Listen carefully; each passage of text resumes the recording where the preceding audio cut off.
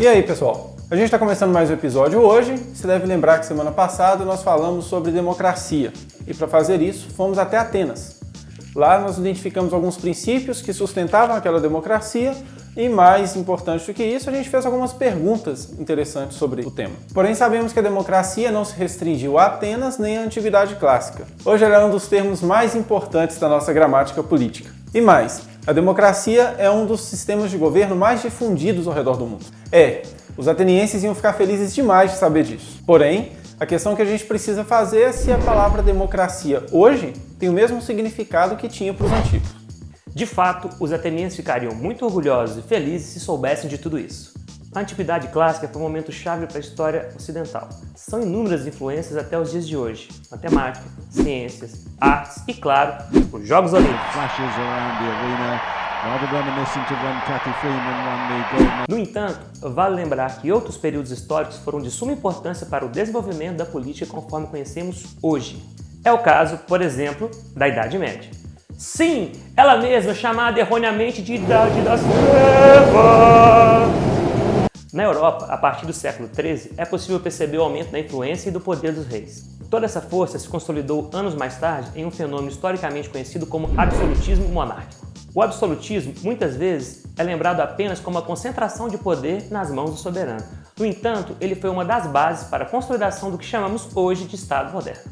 Isso porque os reis, ao unificarem grandes porções de terra na Europa, a partir das monarquias nacionais, conceberam diretrizes básicas para a consolidação do Estado.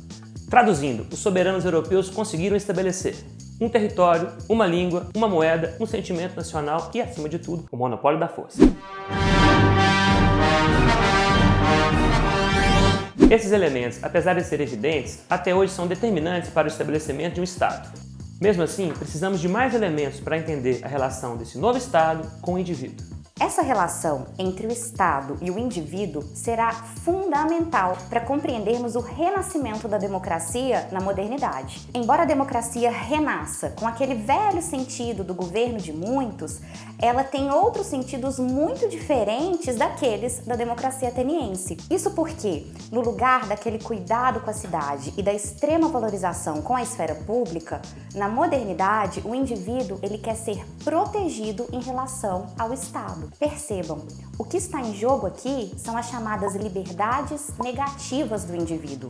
Isso significa que na modernidade os indivíduos eles querem estar liberados para que eles possam empreender suas vidas da maneira como eles desejarem, livres da coerção e dos impedimentos do Estado. Esse seria o principal valor da democracia moderna. A participação é importante nesse contexto? Sim, ela é importante, mas ela tem uma função, que é a de limitar e de impedir que o Estado entre demais na vida do indivíduo. Ela não é mais o momento principal da democracia na modernidade. Mas por que o indivíduo adquire essa dignidade tão prioritária e tão diferente do que acontecia lá na antiguidade? Para responder essa pergunta, você precisa entender como o homem se transforma do período antigo ao moderno. O sujeito medieval é submisso, religioso, ele é limitado em termos de autonomia pela instituição católica. Naquele contexto, ela representava um Deus que é mais rigoroso do que gracioso, julgava mais do que abençoava ou salvava. Nós entramos na modernidade quando toda a estrutura medieval é ou passa a ser desconstruída e reconstruída. Por exemplo, Lutero fragiliza a estrutura religiosa católica. Guilherme de Ockham propõe uma separação entre filosofia e teologia, igreja e Estado. Leonardo da Vinci representa na sua arte e na forma de fazer ciência a autonomia que o ser humano pretende conquistar na modernidade. Olhe para Maquiavel. A nova ética política que ele propõe é muito escandalosa para o período medieval. Copérnico e Galileu apontam uma nova forma de fazer ciência. Especialmente Copérnico quebra o dogma do geocentrismo. Então presta atenção. Toda a estrutura medieval foi fragilizada por esses e outros fatores, por esses sujeitos, seus pensamentos e outros fatores. E uma nova estrutura está sendo construída. Essa nova estrutura é a estrutura moderna. Para compreendê-la, basta pensar nos contrários da estrutura anterior. Enquanto reação à era medieval, a moderna busca valorizar o homem, que naquele período estava marginalizado de todas as formas. Então agora conclui aqui comigo. Qual sistema político, desde a Grécia Antiga, mais valorizou o homem como sujeito importante na cidade? E a democracia, portanto, volta à tona. Mas agora que nós já entendemos as transformações históricas e filosóficas para chegar na democracia moderna, precisamos também lançar um olhar para as transformações sociológicas, que são cruciais. São essas transformações sociológicas que vão determinar o tipo possível de realização da democracia no contexto moderno. Vamos a eles. Primeiro, escala populacional. O número de indivíduos das cidades-estados é muito inferior àqueles dos estados-nações da modernidade.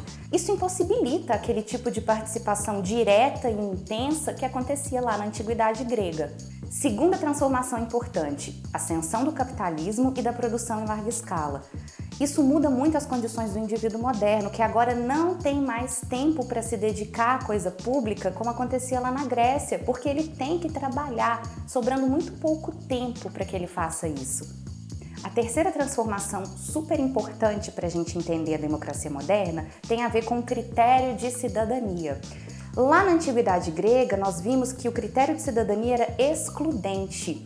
Na modernidade, cada vez mais indivíduos adquirem esse status de cidadão. Todas essas transformações, elas são cruciais para entendermos as diferenças dessa realização da democracia na modernidade.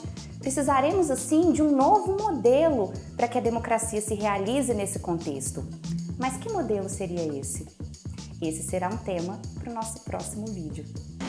Pessoal, gostou do vídeo? Não esquece de dar um joinha, favoritar, compartilhar, inscrever no canal, acessar o nosso site. Semana que vem tem mais. Valeu!